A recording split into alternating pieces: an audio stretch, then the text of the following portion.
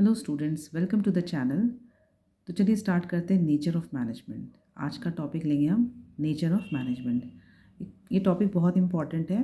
Last to last year इसका एक question आया था 3 मार्कर। ठीक है, मैनेजमेंट एज एन आर्ट, मतलब केस स्टडी आई थी और मैनेजमेंट एज एन आर्ट की केस स्टडी थी 3 मार्कर की। ठीक है, हो सकता है इस साल भी क्वेश्चन आ जाए। तो शुरू करते हैं नेचर ऑफ मैनेजमेंट। अब यहाँ पे मैनेजमेंट का नेचर की बात कर रहा है। ठीक है, तो इसको हम इस मैनेजमेंट के नेचर को कंपेयर करेंगे किसके नेचर से? आर्ट, साइंस एंड प्रोफेशन के नेचर से। क्या उससे मिलते हैं इसके फीचर्स? ठीक है, तो सबसे पहले management as an art. Management as an art, तो इसकी डेफिनेशन याद कर लो। Art refers to skillful and personal application of systematic knowledge to bring desired results. अब इसके फीचर्स, फर्स्ट है एग्जिस्टेंस ऑफ थ्योरेटिकल नॉलेज। तो एग्जिस्टेंस ऑफ थ्योरेटिकल नॉलेज का मतलब ये हुआ थ्योरेटिकल नॉलेज ऑलरेडी एग्जिस्ट कर रही है मार्केट में। जैसे स्टडी मटेरियल की बात करते हैं, हम कोई भी कोर्स करते हैं तो उसकी स्टडी मटेरियल मार्केट में अवेलेबल होती है। तो इसी तरह आर्ट की भी थ्योरेटिकल नॉलेज एग्जिस्ट करती है और मैनेजमेंट की भी थ्योरेटिकल नॉलेज एग्जिस्ट करती है। ठीक है, तो हम उसके थ्रू क्या करते हैं? सीखते हैं। तो art is based on existence of theoretical knowledge of concepts and principles.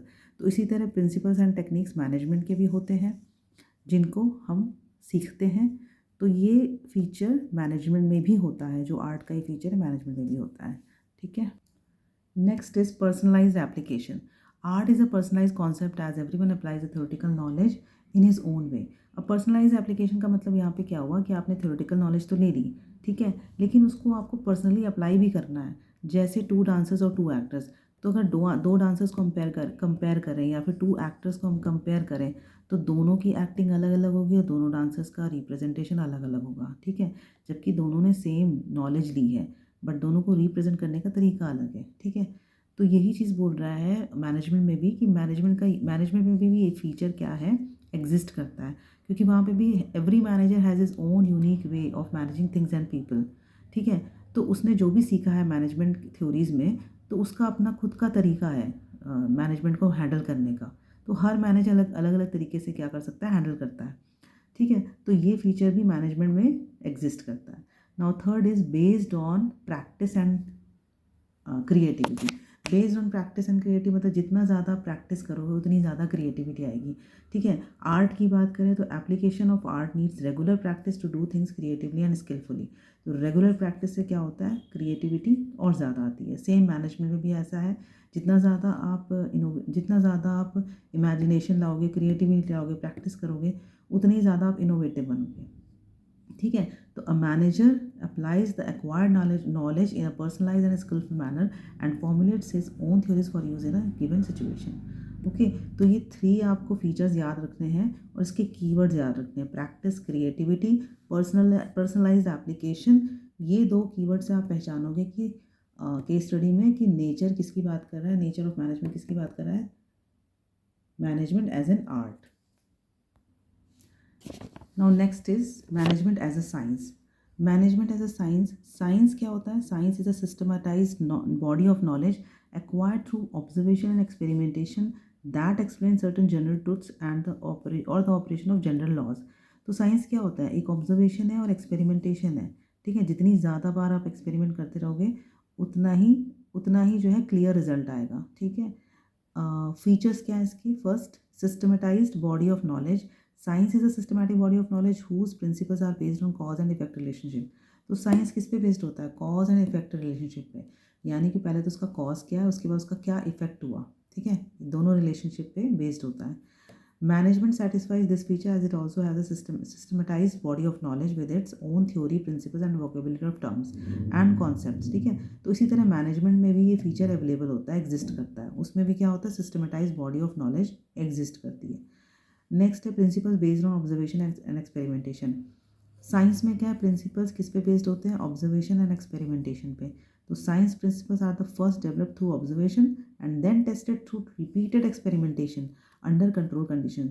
ठीक है, तो पहले तो ऑब्जर्व किया जाता था प्रिंसिपल्स को, उसके बाद उस पर क्या किया था? रिपीटेड एक्सपेरिमेंटेशन हुए। ठीक है, तब जाके फाइनल क्या निकलता था? कॉन्सिक्वेंस। तो this feature of science is not fully present in management. ये वाला फीचर मैनेजमेंट में पूरी तरह से प्रेजेंट नहीं है। क्यों? क्योंकि मैनेजमेंट जो होता है वो ह्यूमन बींग्स को डील करता है। ठीक है, ह्यूमन बींग्स को डील करता है। और ह्यूमन बींग्स क्या होते हैं, ह्यूमन बींग्स का जो बिहेवियर होता है वो कैसा होता है, डायनेमिक होता है। डायनेमिक मीन्स उनका behaviour can not be accurately predicted और रिप्लिकेटेड। ठीक है, ह्यूमन बींग्स का बिहेवियर हम प्रिडिक्ट नहीं कर सकते हैं अभी क्या है और अगले पल में क्या हो जाए। तो so management can be called an inexact science. तो ये वाला फीचर यहाँ पे मैच नहीं कर रहा है। Universal validity, scientific principles have universal validity and can be applied in all situation and at all times.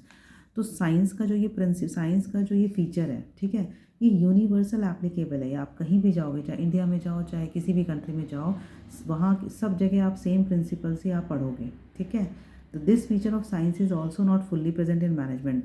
ये जो साइंस का फीचर है ये मैनेजमेंट में पूरी तरह से प्रेजेंट नहीं है। ठीक है, एग्जिस्ट नहीं करता पूरी तरीके से, क्योंकि मैनेजमेंट के जो प्रिंसिपल्स होते हैं एग्जैक्ट नहीं होते हैं प्रिंसिपल्स ऑफ साइंस की तरह। Their application and use is not universal, they have to be modified according to the given situation.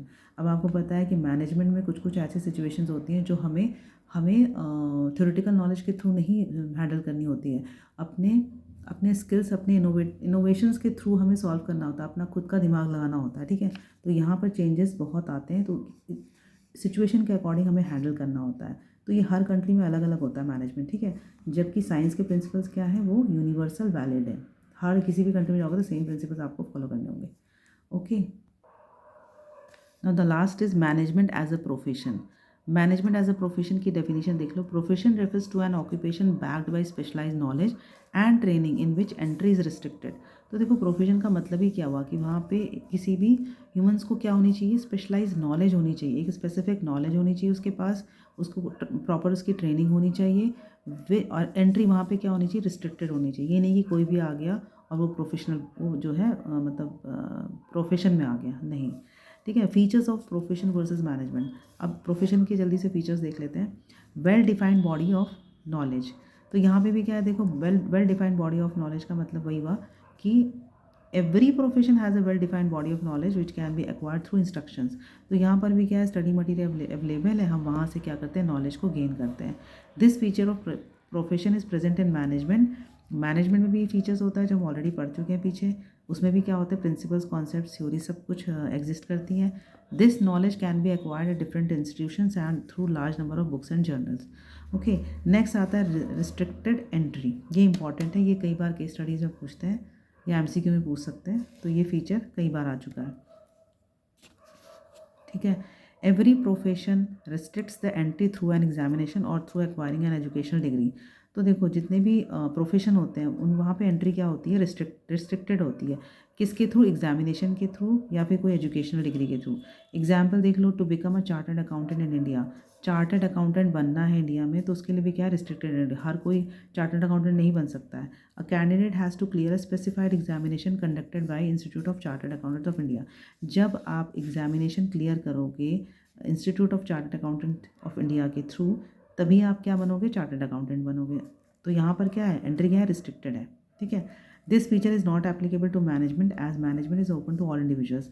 तो ये जो है ये फीचर रिस्ट्रिक्टेड एंट्री मैनेजमेंट में नहीं है, क्योंकि मैनेजमेंट में सबके लिए ओपन है। ठीक है, कोई भी आके मैनेजमेंट का कोर्स कर सकता है। There is no restriction on any person being designated और अपॉइंटेड एज मैनेजर। ज़रूरी नहीं कि कंपनी में किसी के पास मैनेजमेंट की डिग्री हो, एमबीए की डिग्री हो, तो उसको ही मैनेजर बनाया जाएगा। अभी तक तो ऐसा कुछ नहीं है।